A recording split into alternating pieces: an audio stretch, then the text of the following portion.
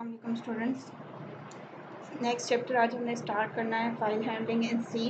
Smart syllabus के according इसमें overview शामिल है और इसके the stream, new line, end of line marker, opening of a file और closing a file. File handling in C क्या है और इसको हम कैसे सी लैंग्वेज के प्रोग्राम में कैसे हम इसमें काम करते हैं ये पढ़ना है। इससे पहले डेटाबेस आपने पढ़ी है, उसमें फाइल हम जो हैंडल करते हैं उसमें टेक्सचुअल डेटा होता है। तो यहाँ पे बेसिकली हम कोडिंग के थ्रू कैसे फाइल्स को हैंडल करते हैं वो हमने पढ़ना है। और ये लास्ट चैप्टर भी है आपकी इस बुक का। इसके बाद आपका सिलेबस सारा कवर हो जाएगा, तो फिर हम इसकी रिवीजन इंशाल्लाह स्टार्ट करेंगे। तो अभी हम स्टार्ट करते हैं लास्ट चैप्टर को।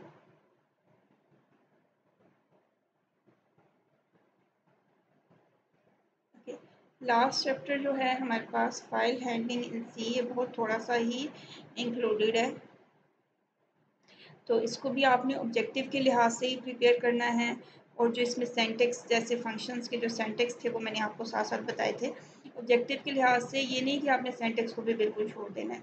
आपको पूरा प्रोग्राम नहीं प्रिपेयर करना कि प्रोग्राम कैसे लिखते हैं, लेकिन आपने इसके सेंटेक्स जो वहाँ पे आएंगे कि किस तरह से ये स्टेटमेंट लिखी जा सकती है, रूल्स क्या है उसके, ब्रैकेट कहाँ डालनी है, सेमी कॉलन कहाँ डालना है, वो भी पढ़ना है।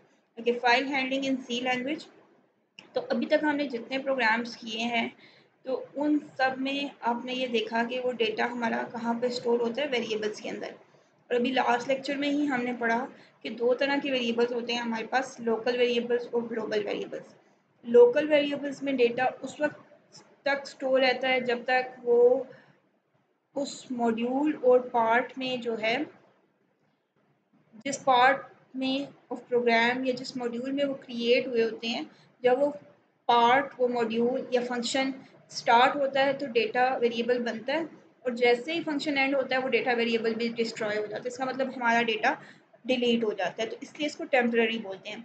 और ग्लोबल वेरिएबल में भी ऐसा ही था, उसमें थोड़ी ज़्यादा देर के लिए बनता है कि जैसे ही हमारा मेन का फंक्शन शुरू होता है तो वो वेरिएबल क्रिएट हो जाता है या प्रोग्राम के साथ ही, और जैसे ही वो फंक्शन एंड होता है तो हम पूरा प्रोग्राम जब एंड होता है, लास्ट जब हम मेन में गेट सी एच की स्टेटमेंट में जाते हैं, उस वक्त वो डेटा जो है डिलीट हो जाता है। लेकिन होता वो भी टेम्पररी है। लाइफ टाइम दोनों का डिफरेंट हो जाता है, ग्लोबल का ज़्यादा होता है और लोकल का कम होता है, लेकिन दोनों में डेटा टेम्पररी स्टोर होता है। जैसे ही हमारा प्रोग्राम एंड होगा, जैसे ही हम अपने एग्जीक्यूशन स्टॉप करेंगे, वो वेरिएबल भी डिस्ट्रॉय हो जाएगा कंप्यूटर में से, मेमोरी में से वो डेटा या वो वैल्यू रिमूव हो जाती है। अगर हमने रिजल्ट्स को परमानेंटली स्टोर करना हो तो फिर हम अपने डेटा को किसी स्टोरेज फाइल में स्टोर करते हैं, ताकि जो रिज़ल्ट हमने कैलकुलेट किए हैं, जैसे मैं टेबल कैलकुलेट कर रही हूँ या मैं कोई शेप ड्रॉ कर रही हूँ, सर्कल, स्क्वायर, ट्राइंगल, या मैं कुछ कैलकुलेशंस परफॉर्म कर रही हूँ और उनके रिजल्ट्स मैंने सेव करने हैं, कहीं पे आंसर जाके सेव करने हैं, और मैं चाहती हूँ कि वो परमानेंट स्टोर हों, तो फिर हम परमानेंट स्टोरेज यूज़ करते हैं। और वो परमानेंट स्टोरेज किस फॉर्म में हमें मिलती है? फाइल की फॉर्म में। सो फाइल की डेफिनेशन क्या है? Is set of related records. ये डेफिनेशन आपने डेटाबेस में भी पढ़ी है। तो यहाँ पे भी वही है कि हम रिलेटेड रिकॉर्ड्स को जब कंबाइन कर देंगे, रिलेटेड रिजल्ट्स को, रिलेटेड डेटा को, तो वो हमारे पास एक फ़ाइल बन जाएगी। तो basic features of file handling जो सी हैं वो आप इस चैप्टर में बेसिकली पढ़ोगे। उसके बाद जो फर्दर डिटेल होती है वो नेक्स्ट, अगर आप हायर लेवल पे कंप्यूटर को पढ़ते हैं तो फिर आपको आगे पढ़ाई जाएगी। स्ट्रीम क्या होती है? बेसिकली जब हम डेटा स्टोर करने की बात कर रहे हैं, जब टेम्परेरी स्टोर किया था तो वो डेटा हमारे पास एक वेरिएबल के अंदर जाके स्टोर हो गया था। अब जब हम उसे फाइल में स्टोर करना चाह रहे हैं तो वो हमारे लैंग्वेज के सॉफ्टवेयर से, प्रोग्राम के पार्ट से किसी दूसरे पार्ट में जाके सेव होगा। जब हम उसे सेंड करेंगे, और इसी तरह जब हम सेव कर सकते हैं, इसी तरह हम किसी फाइल से रीड भी करते हैं, उस वहाँ से डेटा को इनपुट भी लेते हैं। तो जब हम डेटा सेंड या रिसीव कर रहे होंगे, फाइल की तरफ भेज रहे होंगे या फाइल से डेटा को रिसीव कर रहे होंगे, तो वो जो फ्लो ऑफ डेटा है बेसिकली वो स्ट्रीम कहलाती है। ठीक है, बिल्ड इन स्पेशल मेथड्स तो नहीं है कि हम इनपुट फाइल को इनपुट या आउटपुट करें, लेकिन इसमें हमारे पास एक स्टैंडर्ड लाइब्रेरी फाइल आपने पढ़ी थी stdio। इसमें क्या है? इनपुट और आउटपुट के फंक्शंस मौजूद हैं जिनको हम यूज़ करते हुए डेटा को सेंड या रिसीव कर सकते हैं। तो सबसे इम्पॉर्टेंट जो कंसेप्ट है, और ये इम्पॉर्टेंट आप कह रहे हैं इस चैप्टर का इम्पॉर्टेंट क्वेश्चन भी है कि व्हाट इज़ डेटा स्ट्रीम। क्या stream is a logical interface to a file, कि ये एक ऐसा इंटरफेस, एक ऐसा मीडियम है जिसके ज़रिए हम फाइल की तरफ डेटा को मूव कर सकते हैं। अब वो फाइल से डेटा इनपुट लेना है तो वो भी स्ट्रीम होगी, अगर हमने फाइल को डेटा आउटपुट देना है तो वो भी एक स्ट्रीम होगी। एक दरमियान में आप ये कह रहे हैं एक रास्ता है, एक ज़रिया है हमारे पास जिसके थ्रू हम डेटा फाइल की तरफ सेंड करते हैं या फाइल से डेटा को रिसीव करते हैं। और a stream is associated to a file using an operation। अब स्ट्रीम कैसे क्रिएट होती है, वो पाथ कैसे, पाथ है ना जिसके थ्रू हमने डेटा सेंड या रिसीव करना है, एक इंटरफेस है। तो वो कब एसोसिएट होता है, वो कब क्रिएट होता है, जब हम किसी फाइल को ओपन करते हैं, ओपन ऑपरेशन परफॉर्म करते हैं। ओपन ऑपरेशन कैसे परफॉर्म करते हैं ये भी हम आगे देखेंगे।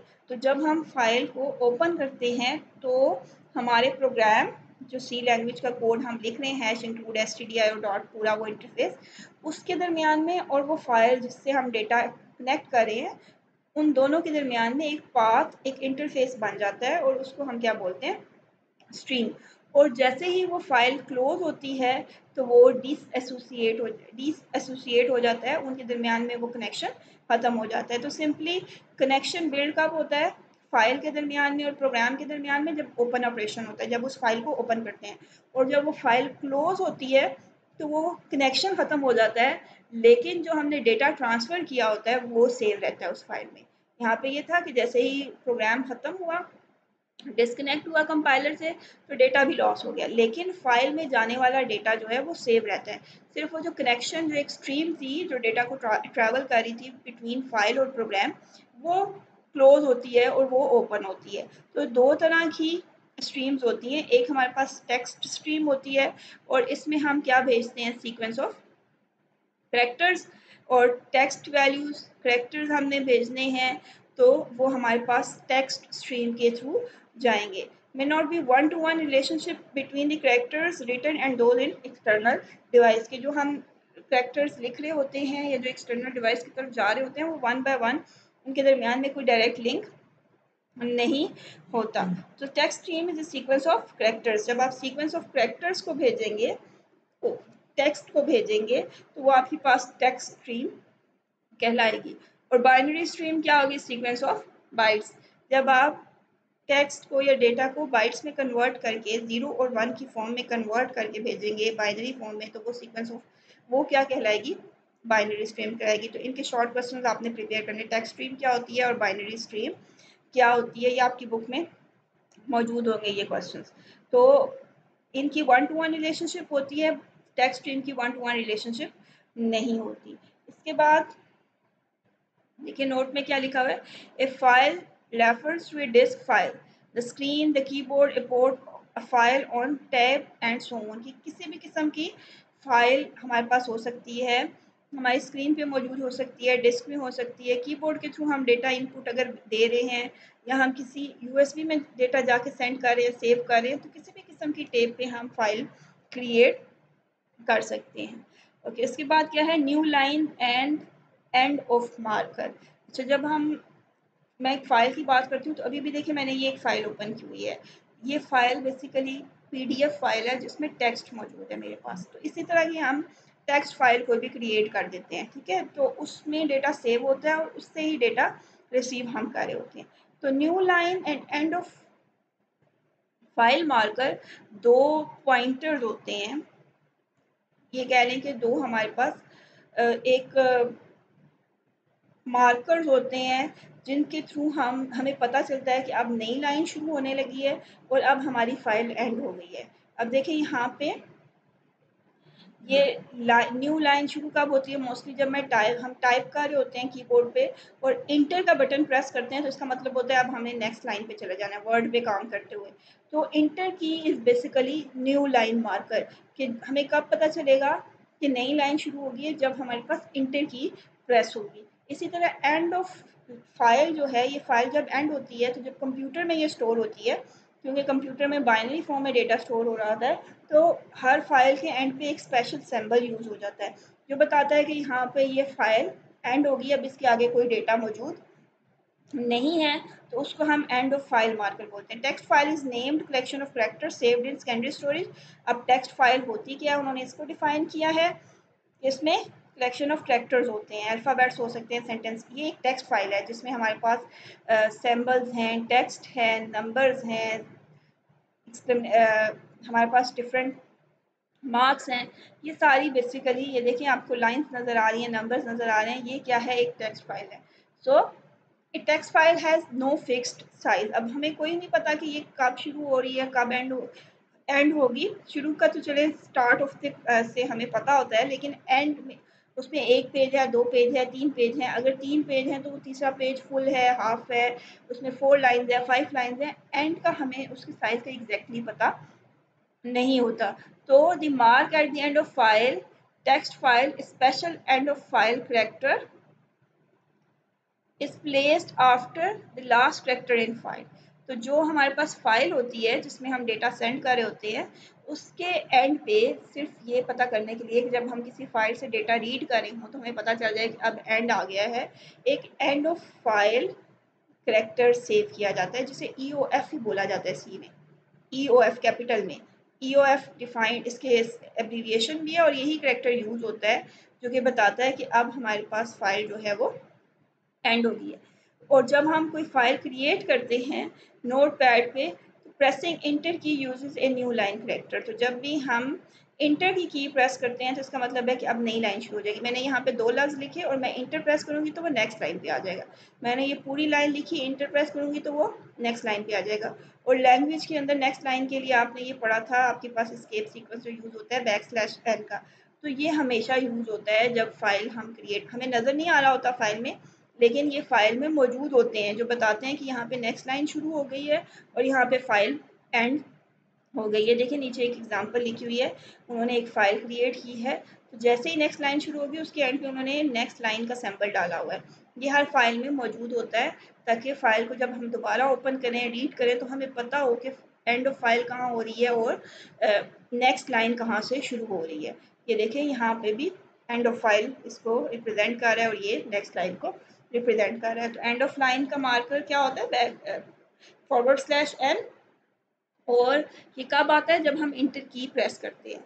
और एंड ऑफ लाइन जहाँ पे हमारी टेक्स्ट फाइल या टेक्स्ट या कैरेक्टर्स ख़त्म होंगे, उसके एंड पे EOF का सैंपल रिप्रेजेंट कर रहा है कि यहाँ पे हमारी फाइल के अंदर का मौजूद डेटा ख़त्म हो गया है, फाइल का एंड आ गया। ओके, इसके बाद हमारे पास है ओपनिंग ए फाइल। अब हमने कहा था कि हमने जब किसी फाइल पे काम करना है तो एक लिंक क्रिएट करना है उस फाइल और प्रोग्राम के दरमियान में, तो उस फाइल को पहले ओपन करना है, तब वो स्ट्रीम क्रिएट होगी। अब उसको ओपन करने का मेथड क्या है, बिफोर रीडिंग फ्रॉम और writing to a file it must be open. तो ये आपके पास ऑब्जेक्टिव में भी आ सकता है कि फ़ाइल का ओपन होना ज़रूरी है या नहीं है, तो ये बहुत कंपल्सरी है। विदाउट ओपनिंग फ़ाइल आप कोई काम नहीं कर सकते उसमें। तो उसको, उसके लिए जो हम यूज़ करते हैं फ़ाइल, हेडर फ़ाइल, वो stdio ही है। कोई स्पेशल फ़ाइल नहीं यूज़ होती, stdio में ही इसकी डेफिनेशन मौजूद है। हेडर फ़ाइल हमें अलग से ओपन नहीं करनी पड़ती। और इसके लिए जो फंक्शन यूज़ होता है वो क्या है, fopen। fopen stands for file open. To open a file and associate with a stream, हम क्या करते हैं, क्या लिखते हैं, f ओपन। अब क्योंकि ये फाइल्स हैं तो ये यहाँ पे file as a type use होगी। इससे पहले आपने जितने पढ़े थे उनमें आपने पढ़ा था कि हमारे पास इंटीजर डेटा है, करैक्टर डेटा है, फ्लोट डेटा है। फाइल भी एक टाइप है जो ये बता रही है कि अब हमने कोई एक वेरिएबल या एक एरे नहीं ओपन की, हमने एक पूरी फाइल ओपन कर ली है जिसमें बहुत सारा डेटा सेव भी हो सकता है और वहाँ से हम डेटा रीड भी कर सकते हैं। तो ये कीवर्ड भी है इसका, ये एज इट इज़ यूज होना है। एस्ट्रिक जो है, ये जो ये स्टार का सिंबल है, ये बेसिकली यहाँ पे यूज़ होगा क्योंकि जब हम इसे ओपन करेंगे तो ये एड्रेस के लिए यूज़ होता है, तो ये उसका एड्रेस सेव करेगा। ठीक है, ये एक तरह से हम इसको पॉइंटर बोलते हैं सी लैंग्वेज में, कि ये एक पॉइंटर हम क्रिएट कर रहे हैं जिसमें हमने जो फाइल ओपन करनी है उसका नाम बताएंगे, उसका एड्रेस बताएंगे और हम ये बताएंगे कि वो किस मोड में हम ओपन करें। अब मोड क्या होता है ये भी मैं आपको भी आगे बताऊंगी। तो इसका सिंटैक्स क्या है फाइल ओपन करने का, पहले तो हम फाइल का वर्ड लिखते हैं कीवर्ड और एस्ट्रिक का साइन डालते हैं। उसके बाद फाइल ओपन या एफ ओपन का कीवर्ड, ब्रैकेट स्टार्ट, कांस्टेंट होती है ये वैल्यू, और character star file name. Constant हम एक फ़ाइल का नाम बताते हैं, हम फाइल नेम चेंज नहीं कर सकते कि हमारे प्रोग्राम में वो इस एक लाइन में बार बार चेंज हो, मतलब इस एक लाइन में हम एक फ़ाइल का नाम बताएंगे, ठीक है। फाइल नेम किस तरह बताएंगे ये भी नीचे हम एग्जांपल में देखते हैं, और वो करैक्टर में ही होता है फाइल नेम। और उसके बाद हम उसका मोड बताते हैं, कांस्टेंट, करैक्टर और मोड। तो आप इसमें सिंपल इसको इस तरह से भी लिख सकते हैं, F open file name comma, ये कॉमा इसके सेंटेक्स में आता है, और फिर मोड और ब्रैकेट क्लोज और सेमी कॉलन। ये आप सेंटेक्स अपनी बुक में भी देखेंगे, इस तरह लिखा होगा, F open file name comma और मोड और semicolon. F open functions take two parameters. अब इसमें दो पैरामीटर्स कौन से आए हैं, दो वैल्यूज कौन सी हैं, एक तो फाइल का नाम हमने बताना है कि कौन सी फाइल ओपन करनी है, और ये नाम फुल पाथ होता है, ठीक है। अगर हमने अपनी फाइल सी लैंग्वेज के सॉफ्टवेयर के अंदर स्टोर की हुई है, उसमें एक फोल्डर होता है बिन का, जो शायद शुरू में आपने पढ़ा हो, जिसमें सारे प्रोग्राम स्टोर होते हैं। अगर उसमें स्टोर है तो हम सिर्फ उस फाइल का नाम बताते हैं एंड से, लेकिन अगर फाइल कहीं और स्टोर है तो हम पूरा एड्रेस उसका बताते हैं कि इस ड्राइव में जाओ, इस फोल्डर में जाओ, फिर उसके अगले फोल्डर में, सारे फोल्डर्स का हम पाथ बताते हैं। और कोमा के बाद हम मोड बताते हैं, मोड क्या है इसको भी आगे देख लेते हैं। तो ये देखें एग्जांपल लिखी हुई है, एफ ओपन ब्रैकेट स्टार, और फाइल नेम में उन्होंने पूरा एड्रेस बताया है कि सी ड्राइव है, उसके अंदर एक फ़ोल्डर है प्रोग्राम फाइल्स का, फिर उसके अंदर एक फ़ोल्डर है माई एप्लीकेशन का, और उसके अंदर एक फ़ाइल पड़ी हुई है test.txt जो ओपन करनी है। और कॉमा के साथ क्या करेगा, आर मोड बता देगा। आर का मतलब होता है रीडेबल फाइल है, उसमें से हम सिर्फ रीड कर सकते हैं। क्या मोड बताएगा कि हम उस फाइल पे कौन सा ऑपरेशन परफॉर्म कर सकते हैं। ये डिफरेंट मोड मौजूद हैं, आर है, डब्ल्यू है, आर प्लस है, ए है, या आपकी बुक में लिस्ट के साथ मौजूद होंगे। Second parameter of F open is mode, it need to be string not just a character. तो हमारे पास यहाँ पे ये जो आप लिखेंगे फाइल नेम्स, इन दोनों के साथ डबल कोट्स आएंगे, फाइल नेम के साथ भी, और जो मोड है इसके साथ भी डबल कोट डालना है, ये भी इसके सेंटेक्स का पार्ट है। F open bracket start double quotation mark file का पूरा address, double quotation mark close comma, फिर quotation mark mode quotation mark code कर आपने इसको क्लोज करना है, ब्रैकेट क्लोज और सेमी कॉलन, ये पूरा इसका सेंटेक्स है। तो आपने डबल कोट्स यूज करने हैं, सिंगल कोट्स यूज नहीं करने। अब आर का क्या मीन है कि इट्स रीडेबल और ओपन फॉर रीडिंग, हम सिर्फ इसमें से डेटा रीड कर सकते हैं, इनपुट कर सकते हैं, ये आर का मतलब है, ठीक है। और अगर हम डब्ल्यू लिखेंगे तो इसका मतलब है कि हम उस पर सिर्फ डेटा राइट कर सकते हैं, हमने जो वैल्यू आउटपुट देनी है वो उस फाइल पे जाके राइट हो जाएगी, उसमें जाके सेव हो जाएगी। तो जिस मोड में आप उसे ओपन करते हैं आप उस पर सिर्फ वही ऑपरेशन परफॉर्म कर सकते हैं। अगर मैं आर करूँगी तो मैं उसमें से सिर्फ डेटा इनपुट ले सकती हूँ, उस फाइल पे कोई डेटा स्टोर नहीं कर सकती। और अगर मैं डब्ल्यू लिखूंगी तो मैं उसमें से सिर्फ डेटा राइट कर सकती हूँ, उस पर जाकर डेटा लिख सकती हूँ, वहाँ से डेटा को रीड नहीं कर सकती। F open function return the null pointer if it fails to the. और अगर मैं ये स्टेटमेंट लिखती हूँ पूरी, और ये जो फाइल मैंने कहा है टेस्ट डॉट टेक्स्ट, ये इस जगह पे मौजूद नहीं है, तो उसके पास आंसर में क्या आ जाएगा, नल आ जाएगा, जो बताएगा कि ये फाइल मौजूद ही नहीं है। तो बहुत सी रीज़न हो सकती हैं, या तो वो फाइल वहाँ से, ये जो आपने पाथ लिखा है ये गलत लिखा है, इस जगह पे नहीं है, किसी दूसरी जगह पे मौजूद है, या आपने बाय मिस्टेक फाइल का नेम गलत लिख दिया है, या वो फाइल क्रिएट ही नहीं हुई, तो वो क्या करेगा, एरर शो कर देगा, नल पॉइंटर बता देगा और बता देगा कि फाइल डज नॉट एग्जिस्ट। तो नल ऑपरेटर ये रीज़न क्या है कि वो फाइल या तो वहाँ मौजूद नहीं होगी, या आपने लिखने में कोई मिस्टेक कर दी है। ओके, देयर आर बहुत से रीज़न, जैसे अभी आपको मैंने बताया। अब देखें एक प्रोग्राम लिखा है उन्होंने, फाइल का एक पॉइंटर बनाया है, बेसिकली ये पॉइंटर ये उस फाइल का एड्रेस स्टोर करेगा। और फिर जब हम इसको इफ एफ पी करेंगे और यहाँ पे लिखेंगे एफ ओपन, हम ये फाइल ओपन करने लगे हैं, फाइल का नाम क्या है, माई फाइल। अभी मैंने आपको कहा पूरा पाथ लिखना है और यहाँ पे सिर्फ माई फाइल लिखा हुआ है। ये माई फाइल उसलिए लिखा हुआ है क्योंकि किसी एग्जैक्ट लोकेशन पे मौजूद होगी बिन के अंदर, सी के प्रोग्राम के अंदर, तो फिर हम उसका नाम लिखते हैं, लेकिन डॉट कॉमा और आर इक्वल्स टू नल। अब हम चेक कर रहे हैं कि फ़ाइल मौजूद ओपन हुई है या नहीं हुई, तो उसके लिए उन्होंने ये सिंटैक्स लिखा है कि हम उसको ओपन करके चेक कर लेते हैं। अगर यहाँ पे इसको ओपन करने के बाद नल आ जाता है तो इसका मतलब है फ़ाइल ओपन नहीं हुई। अगर नल नहीं आता तो उस फाइल का एड्रेस एफपी में स्टोर हो जाएगा और ये कंडीशन ही फॉल्स हो जाएगी। मतलब अब हम फाइल ओपन कर ली हमने, हम उस पर फर्दर कोई ऑप्शन या मेथड अप्लाई कर सकते हैं। अब फाइल ओपनिंग मोड्स हैं।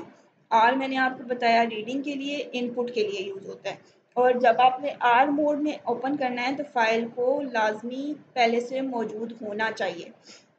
ऐसा नहीं है कि फ़ाइल है ही नहीं और आप उसे ओपन करें। अगर फ़ाइल मौजूद नहीं है तो वो ये एरर दे देगा नल की और एरर ओपनिंग फ़ाइल आ जाएगा। डब्ल्यू आप करेंगे तो फॉर राइटिंग है और इसमें भी फ़ाइल को पहले से मौजूद होना चाहिए और अगर फ़ाइल पहले से मौजूद है तो क्या करेगा, ओवर रिटन कर देगा। मतलब उस फाइल में जो डेटा मौजूद है उसको रेज़ करके उसकी जगह नया डेटा लिख देगा। और अगर फाइल नहीं है तो वो क्या करेगा, नई फाइल क्रिएट करेगा और फिर उस पर डेटा लिखेगा। तो अब जब डब्ल्यू मोड में ओपन करते हैं तो दो एरर्स आ जाती हैं। अगर फाइल पहले से मौजूद है तो वो उसके ऊपर रीराइट कर देगा। अगर आपने वाकई नया डेटा स्टोर करना है तो आप उसको सिर्फ ओपन करें। और अगर मौजूद नहीं है तो फिर वो क्या करेगा, नई फाइल को क्रिएट करता है खुद से। एरर मैसेज शो नहीं करेगा, नई फाइल क्रिएट करेगा और उसमें डेटा को स्टोर कर देगा। ए जो है ये अपेंड मोड होता है। ये इस ओवर रिटर्न से बचने के लिए है। अगर आप ए लिखेंगे यहाँ पे, आर की जगह ए लिखेंगे तो ये क्या करेगा, जो फाइल पहले से मौजूद है उसके एंड पे नया डेटा इंटर करेगा। Data is added at the end of the existing file. नई फाइल, जो पुरानी फाइल है उसको डिस्ट्रॉय नहीं करेगा, उसका जो डेटा है वो वहीं पे रहेगा और जहाँ पे उसका डेटा पहली फाइल का ख़त्म हो रहा है उससे आगे नया डेटा वो इंटर कर देगा। और अगर फाइल नहीं है तो वो उसे क्रिएट कर देगा। आर प्लस जो है उसमें हम रीडिंग एंड राइटिंग बोथ कर सकते हैं। अगर हम चाहते हैं कि हम एक ही फाइल ओपन करें, पहले उसमें डेटा राइट करें, फिर रीड करें, फिर राइट करें, फिर रीड करें, तो हम उसे आर प्लस मोड में ओपन करते हैं। और open a text file in reading and writing mode, its contents are overwritten. आप डब्ल्यू प्लस करेंगे तो डब्ल्यू प्लस का भी यही काम है कि वो राइट भी कर सकते हैं और रीड भी कर सकते हैं। लेकिन यहाँ पे क्या है कि ओवर रिटन हो जाएगा और अगर नहीं होगी तो वो क्रिएट कर लेगा। और इसी तरह ए प्लस में रीडिंग और राइटिंग बोथ अलाउड है, लेकिन पहले वाले डेटा को डिस्ट्रॉय नहीं करता, उससे आगे डेटा एंटर करता है। ठीक है, तो फाइल पॉइंटर है नेक्स्ट हमारे पास। जो ये फाइल पॉइंटर बेसिकली हम ऐसे कह लें कि एक वेरिएबल बनाते हैं फाइल का। जैसे आपने इंट एक्स कहा था, इंट वाई कहा था, इसी तरह फाइल का एक वेरिएबल है। और वो फाइल का जो वेरिएबल बनता है वो बेसिकली, क्योंकि उस फाइल का एड्रेस स्टोर कर रहा होता है, तो एड्रेस स्टोर करने के लिए सिंपल वेरिएबल्स यूज़ नहीं होते, पॉइंटर्स यूज़ होते हैं। तो उन पॉइंटर्स के लिए हम क्या लिख, ये स्टार का एस्ट्रिक का जो साइन है वो यूज़ होता है। तो फाइल एस्ट्रिक एफ पी, आपने जब भी कोई फाइल ओपन करनी है तो आपने पहले उसका एक पॉइंटर बनाना है और उस पॉइंटर में उस फाइल का एड्रेस स्टोर करना होता है। उसका सिंपल सा मेथड है फाइल एस्ट्रिक और उसका नाम। ये फाइल पॉइंटर एफ पी उन्होंने रखा हुआ है। यहाँ पे आप कोई भी नाम रख सकते हैं। मैं यहाँ पे फाइल एस्ट्रिक एक्स भी रख सकती थी। एक्स एक पॉइंटर बन जाता, पॉइंटर वेरिएबल बन जाता जो कि फाइल को स्टोर करता। तो ये फाइल पॉइंटर बेसिकली किस लिए यूज़ होता है, ये एक वेरिएबल होता है जिसमें एड्रेस स्टोर होता है।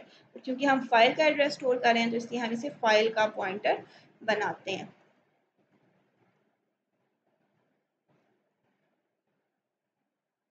ओके, इसके बाद आपके पास जो नेक्स्ट है वो है क्लोजिंग अ फाइल। जैसे हमने फाइल को ओपन किया है वैसे ही हम फाइल को क्लोज भी करते हैं।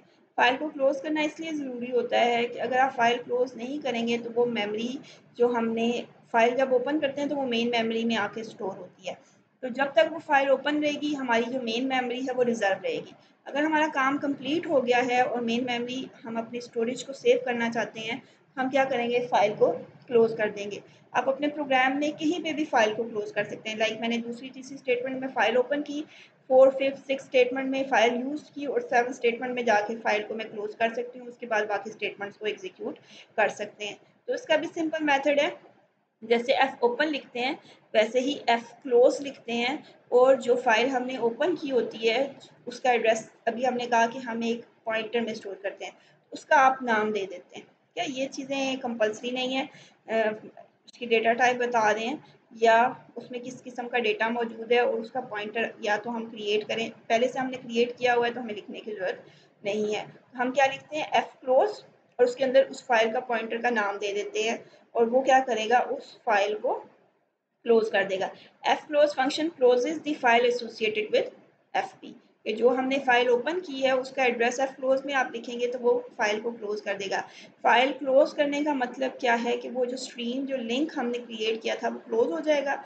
फाइल जो है वो सेव होके हमारी स्टोरेज जो हार्ड डिस्क है उसमें सेव हो जाएगी, मेन मेमोरी से निकल जाएगी, और इस तरह से हमारी जो प्रोग्राम को अगर एक्स्ट्रा मेमोरी चाहिए तो उसे वो एक्स्ट्रा मेमोरी मिल जाएगी। ओके, तो ओपनिंग ए फाइल और क्लोजिंग ए फाइल तक हमने कर लिया है, यहाँ तक ही इंक्लूडेड है, इससे आगे आपके सिलेबस में इंक्लूडेड नहीं है। तो हम क्वेश्चन देख लेते हैं इसमें कौन कौन से इंक्लूडेड हैं। क्वेश्चन नंबर 4 और क्वेश्चन नंबर 5 है, बाकी तो ये ऑब्जेक्टिव क्वेश्चन हैं, ये भी आपने करने हैं। और 4 और 5 में अगर प्रोग्राम नहीं है, थ्योरी से रिलेटेड है, तो ये आपने करना है। स्मार्ट सिलेबस की वजह से ये काफ़ी सारा इस चैप्टर में से निकल गया है जो आपका इंक्लूडेड था पहले। Can a file be used for both input and output by the same programme. Okay, ये क्वेश्चन है, इसका आंसर आपने मुझे करना है, ये आपकी असाइनमेंट भी है, अभी आपने पढ़ा है। Can a file be used for both input and output by the same programme, एक प्रोग्राम के अंदर आप एक फाइल में इनपुट और आउटपुट दोनों कर सकते हैं या नहीं कर सकते, ये आपने मुझे बताना है। ये चीज़ अभी हमने मे बी डायरेक्टली इन्हीं वर्ड्स में नहीं समझाई गई लेकिन समझाई गई है। और दूसरा क्वेश्चन है, what is stream, illustrate the difference between text and binary stream। ये भी आपके पास टेक्स्ट क्वेश्चन है, थ्योरी क्वेश्चन है, ये दोनों क्वेश्चन आपने प्रिपेयर करने हैं अच्छे से, और इनके आंसर्स आपने मुझे रिटन फॉर्म में पिक्चर बना के सेंड करने हैं। ये आपके इस चैप्टर की असाइनमेंट है, 4 और 5 क्वेश्चन। तो ये आप लोग अपनी बुक से भी पढ़ें और मुझे इनके आंसर सेंड करें। इसके अलावा शॉर्ट क्वेश्चन में, क्योंकि हमने अभी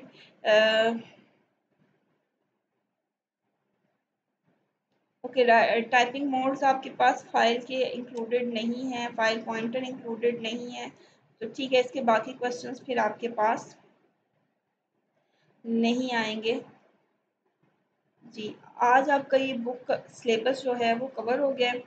अब आपने ये 2 आंसर्स मुझे करने हैं और उसके बाद हम नेक्स्ट वीक से इंशाल्लाह एक दिन छोड़ के, जैसे अभी एक दिन क्लास हुई है इसी तरह एक दिन छोड़ के एक दिन मैंने आपका एक एक चैप्टर करके टेस्ट लेना है। आपको जो टेस्ट मिला हुआ है ग्रैंड टेस्ट MS एक्सेस में से, वो आपने वैसे ही प्रिपेयर करना है। वो आपको कब से मिला हुआ है, वो इंशाल्लाह कॉलेज भी जल्दी खुल जाएंगे तो मैं उनमें उसका आपका टेस्ट लूँगी और वो हम बाद में प्रिपेयर करेंगे सी के बाद। लेकिन अभी जो मैंने आपके ऑनलाइन टेस्ट लेने हैं वो मैंने सी लैंग्वेज में से लेने हैं। तो सी लैंग्वेज का मैं डेली आपको बता दिया करूँगी कि ये वाला चैप्टर आपने प्रिपेयर करना है। जब मैं कहूँगी चैप्टर प्रिपेयर करना है तो इट्स मीन कि आपने ये जो टॉपिक्स गिवन हैं ये आप सबके पास होना चाहिए। ये जो टॉपिक्स गिवन हैं उस चैप्टर में जो भी हैं वो टॉपिक्स प्रिपेयर करने हैं, उनसे related short question answers, MCQs, और लॉन्ग क्वेश्चन में आपने ये जो यहाँ पे होमवर्क और क्लास वर्क में क्वेश्चन दिए हुए हैं जो इस बुक में मौजूद हैं वो क्वेश्चंस प्रिपेयर करने हैं। अभी भी कोई कन्फ्यूजन हो तो फिर आप मुझसे पूछ सकते हैं। अल्लाह हाफिज़।